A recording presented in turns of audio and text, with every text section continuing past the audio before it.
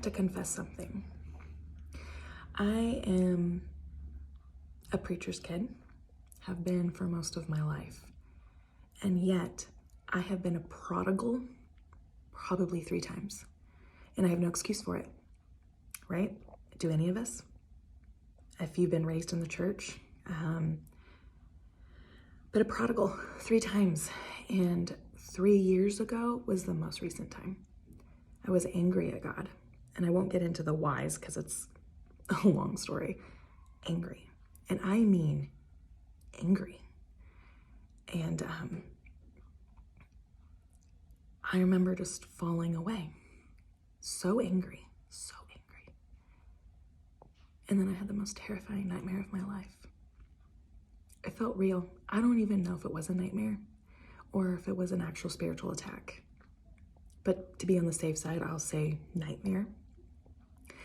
I was being strangled. I mean strangled in my bed to the point I couldn't talk. And I almost couldn't even open my eyes. It was like I was already almost blacking out. And as I tried to open my eyes, I saw this horrific creature. Not to be weird, but it kind of looked like the scariest version of a tall gray alien. And, but evil looking. And its eye was so close to my face, and it was full of hate. I mean, hate. I never felt so hated. And it just stared at me as it choked me. And I remember trying so hard, and it was like I was paralyzed. Like I just laid there fighting for breath, and I couldn't move. I couldn't fight it off. And I remember, because I was mad at God, right? I remember shouting in my head, shouting because I couldn't talk. God, if you're really there, help me. And then I blacked out. And when I woke up the next morning, my throat hurt so bad, like I'd really been strangled. No marks though. There were no marks, no bruises, no anything, but my throat hurt. And I remember thinking, was that real? Was I just attacked? Because I've been so angry at God that he finally removed my protection, his protection. And yet somehow, as horrible as I had been, like a child throwing a temper tantrum, right? Shaking my fist at him, being angry. And even in the midst of finally crying for help, it was more like an angry cry.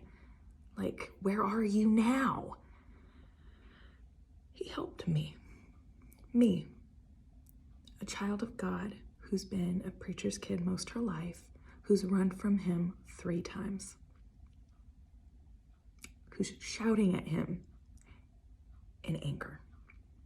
Me. It blew my mind and it broke me because I felt so undeserving. I had been so disrespectful. I should have just been let be, right? I chose that path. I chose to remove his protection. I chose to be angry at the most loving being. And yet he still protected me. And he must have known something I didn't know, because here I am 3 years later, truly saved for the first time in my life. A worship leader, a children's teacher, having amazing dreams, right? And here he's coming, and all I can think is he knew he was coming soon. And then I needed to wake up. What's the world really look like out there, little preacher's daughter? Do you want to know what it looks like to be spiritually attacked? Because I've been protecting you all your life. And I'm not saying that he let that thing happen on purpose, but I think it was necessary because it was time for me to grow up. It was time for me to realize faith in him is an everyday choice. And I'm not going to always get all my answers, but he is the way, he's the truth, and he is the life. And if there's something that you hold against God, if you're angry with God, analyze yourself, because you're not really. You're not. You know better. You do.